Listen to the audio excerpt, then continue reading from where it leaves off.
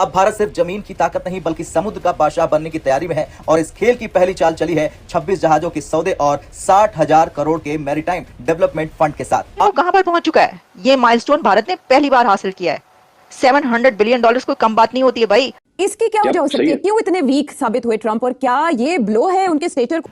Most powerful president of the world भाग गया। उसका रीजन एक ही है कि मोदी जी कहते हैं कर ले जो करना है, भाड़ में जा, टैक्स लगाना है लगा दे।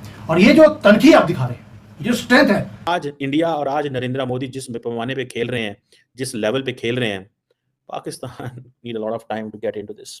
आज इंडिया ने अपना मैरीटाइम जो फंड है उसको रेस कर दिया है और ये 30,000 करोड़ से 70,000 करोड़ पे जा पहुंचा है। जो है पाकिस्तान से तो बहुत आगे है, ठीक है, और इकोनॉमिकली बहुत आगे है। और कि तीसरी टर्म के अंदर तीसरी बड़ी इकॉनमी, चंद्रयान भी डिलीवर किया उन्होंने। फिर उसके बाद आप देखें इस वक्त रेड सी के अंदर किस तरीके से वो अपनी ट्रेड को प्रोटेक्ट कर रहे हैं, राइस एक्सपोर्ट को प्रोटेक्ट कर रहे हैं। India builds about some 0.5% of the world's ships. Now that's ridiculous because we have every ingredient needed to be a real serious shipbuilding country. We have the coastline, we have the technology, we built nuclear submarines and aircraft carriers. India ये समझता है for its rise Pakistan decline is must. आप कोई भिखारी हैं, ये पैसे मांगते हैं, ये है, इनकी क्या औकात है, आप इन्हें क्या समझते हैं? यहाँ जब भारत ने पलटकर अमेरिका को जवाब दिया है और भारत ने सीधे सीधे कह दिया कि जी हम अपनी मर्जी से अपना मुल्क चलाएंगे और हम हरगिज भी जो है वो अमेरिका की बात नहीं सुनेंगे। जय हिंद दोस्तों, नवभारत स्पेशल में आप सभी का स्वागत है। तो दोस्तों, अब भारत बनेगा शिप बिल्डिंग हब का एक नया राजा। सरकार ने मैरीटाइम फंड बढ़ाकर 70,000 करोड़ किया है, जिसको लेकर पाकिस्तान मीडिया में काफी ज्यादा चर्चा का विषय बना हुआ है। और कई पाकिस्तान के टीवी एंकर अब चिल्ला चिल्ला के बोलने लगे कि देखो भारत की तरफ, भारत ट्रंप के टैरिफ के बीच भारत की ये ग्रोथ रेट रुका नहीं है। तो आप लोग ये पाक मीडिया रिएक्शन पूरा अंत तक जरूर देखिएगा। मैं आपको मिलता हूँ वीडियो के एंडिंग में।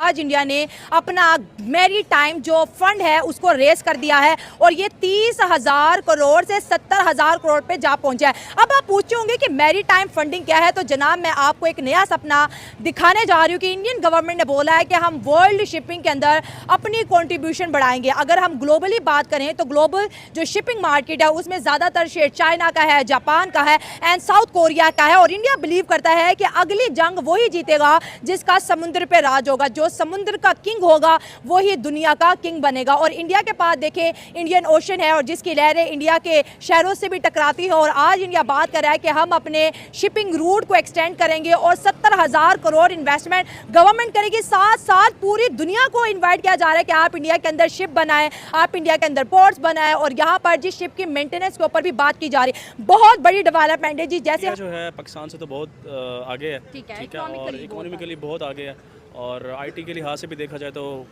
ग्रो कर रहा है, ठीक है। और इकोनॉमी के लिहाज से पाकिस्तान से ज़्यादा स्ट्रॉन्ग है। जैसे पाकिस्तानी गवर्नमेंट में करप्शन ज़्यादा है, इंडिया गवर्नमेंट में करप्शन कम है, ठीक है। तो जो शिपमेंट का आपने बोला है वो बहुत अच्छा स्टेप है, क्योंकि जब आपकी ट्रेड शिप के थ्रू होती है तो ओवरऑल आपकी जो ट्रैवलिंग कॉस्ट है वो कम हो जाती है। बजाय अगर आप एयर के थ्रू आप इंपोर्ट एक्सपोर्ट करते हैं तो उसमें आपके फ्यूल कॉस्ट बहुत ज़्यादा बढ़ती है। तो ये एक बहुत अच्छा स्टेप है जो इंडिया ने अपना जो बजट है वो 30,000 से 70,000 करोड़ जो है वो बढ़ाया है। तो ये एक बहुत अच्छा स्टेप है। अब सर उनकी कुछ डिवीजन इस तरह मैं क्योंकि आप वर्ल्ड अफेयर के स्टूडेंट है तो हम अपनी ऑडियंस को थोड़ा सा अवेयर करेंगे कि आने वाले दिनों में क्या हो सर। उन्होंने बोला है कि ये जो पूरा जो प्रोजेक्ट हम करेंगे जिसमें हम शिप बिल्डिंग पे फोकस करेंगे, मेंटेन, क्योंकि इंडिया के पास अभी जो जितने भी शिप है उनकी मेंटेनेंस ये बाहर की कंपनी से करवाते हैं। और अगर पूरे दुनिया की ग्लोबल शिपिंग देखें तो 3 कंट्रीज की मोनोपोली है, चाइना की, जापान की एंड साउथ कोरिया की। ये शिप बिल्ड भी करते हैं, शिप को मेंटेन भी करते हैं और इनके ज़्यादातर जहाज बेचे जाते हैं और दुनिया इससे ऊपर कारोबार करती है। अब इंडिया क्योंकि बोलता है कि मैं वर्ल्ड की टॉप इकोनॉमीज में से एक बनने जा रहा हूँ, अपने ट्रेड पे फोकस कर रहा है, मेड इन इंडिया पे फोकस कर रहा है, इसके लिए वो कहते हैं हम ज़्यादा पोर्ट बनाएंगे, ज़्यादा शिप बिल्डिंग वाले जो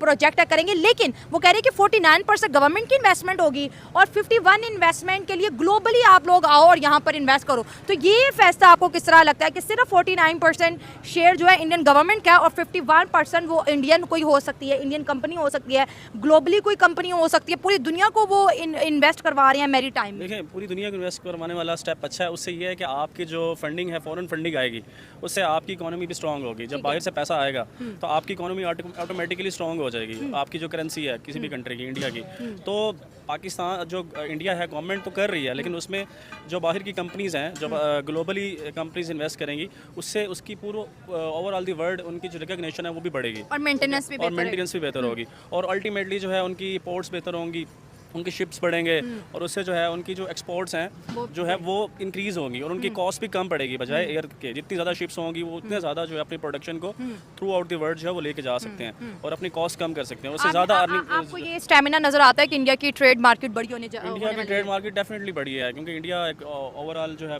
पॉपुलेशन एरिया के लिहाज से पाकिस्तान से काफ़ी ज़्यादा है और इकोनॉमी के लिहाज से भी स्ट्रॉन्ग है, उनकी करेंसी भी हमसे ज़्यादा स्ट्रॉन्ग है।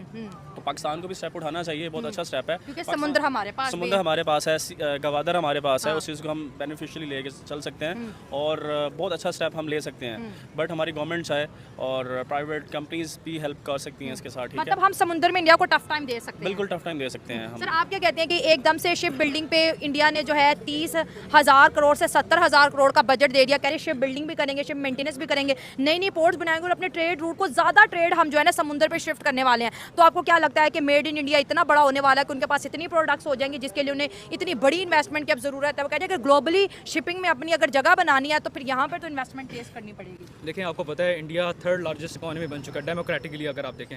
उन्होंने जर्मनी को पीछे छोड़ दिया है। अभी आप देखेंगे जो इस साल का इंडेक्स निकला है और ऑलरेडी पोर्ट्स के बारे में आप देखें तो जब से मोदी की सरकार आई है उस टाइम पे आप देखेंगे कि उसने ज़्यादातर ना एक्वायर जो किया है, जो भी नए पोर्ट्स बनाए हैं उसने अपने फ्रेंड्स को ही दिया, लाइक अडानी ग्रुप को दिया उन्होंने ज़्यादातर जो एक्वायर किया अडानी ग्रुप जी उनको क्रिटिसाइज़ भी किया जाता है। लेकिन देखा जाए तो बोल्ड स्टेप है, बेशक वो करप्शन कर रहे हैं लेकिन बहुत अच्छा उन्होंने किया कि एक तरह से उनका खुद का आदमी अंदर आ गया है। जो मैंने शायद आपको अर्ज की थी कि दुनिया के अंदर सोशल मीडिया एक बहुत बड़ा इनकलाब लेकर आया था और सबसे बड़ा इनकलाब ये था कि एक जो मसला एक छोटा सा प्रॉब्लम इंडिया के किसी गांव में होता है, शाम तक क्या 2 घंटे तक वो पूरी दुनिया में फैलता है, फिर फौरन दुनिया उसकी रेमेडी चाहती है, जिसकी वजह से हुकूमतें, लीडरशिपें, सिस्टम्स ऑफ गवर्नमेंट फेल हो क्योंकि लोग उसी वक्त उसका हाल चाहते हैं और उसको इस नए दौर के अंदर उसको कैचअप करना। फिर उसके बाद 2 चीजें मैं जिस तरह मैं हमेशा आपको बताता हूं कि authoritarianism is on the rise, populism is on the rise. इस वक्त ये अगर देखा जाए तो ये कॉम्बिनेशन दोनों मोदी साहब के हाथ में है। पॉपुलरिज्म में भी वो आगे है, अथॉरिटेरियनिज्म में भी सबसे आगे है। फिर उसके बाद ये है कि उनकी एक लिस्ट है अकॉम्प्लिशमेंट्स की। ये नहीं कि सिर्फ वो पॉपुलरिज्म एक ऑप्टिक्स पे ही काम कर रहे हैं, he is delivering at the same time. जिस तरह आप उसकी मिसाल आपने खुद ही दे दी है कि तीसरी टर्म के अंदर तीसरी बड़ी इकॉनमी, चंद्रयान भी डिलीवर किया उन्होंने। फिर उसके बाद आप देखें इस वक्त रेड सी के अंदर किस तरीके से वो अपनी ट्रेड को प्रोटेक्ट कर रहे हैं, राइस एक्सपोर्ट को प्रोटेक्ट कर रहे हैं। जिस तरीके से अगर रशिया से तेल लेते रहे हैं, अगर वहां से खदशा आया तो साथ ही वेनेजुएला पे उन्होंने कैपिटलाइज करना शुरू कर दिया। तो ये चीजें तब आती हैं जब आपके अंदर प्राइड मौजूद हो, आपके अंदर नेशनलिज्म मौजूद हो। मैं I am taking notes on it और जिसकी मैं हमेशा ख्वाहिश करता हूं कि शायद मेरी मादरे मिल्लत को भी ऐसा कोई लीडर मुयस्सर आए जो नेशनलिस्ट हो, जो कहे मुंह से कि मैं पाकिस्तानी हूं, वो जाके सिर्फ डायस्पोरा से खिताब ना करे, उनको प्रमोट करे। अब इस वक्त सबसे बड़ा इसमें मैं समझता हूं आज की बात नहीं है, सिर्फ इसमें अकेले मोदी साहब का कमाल नहीं है, कमाल उन लोगों का भी है जिन्होंने भारत के अंदर institute of technology, Indian institute of technology की बुनियादें रखी थी। वो कौन थे? नेहरू थे, मौलाना आजाद थे। मौलाना आजाद कौन थे? भारत के पहले एजुकेशन मिनिस्टर थे जो 10 साल मुसलसल मिनिस्टर रहे। मैं उन पे आजकल रिसर्च कर रहा हूं। I am very much inspired by him as well. He was very nationalist, Indian भारतीय थे।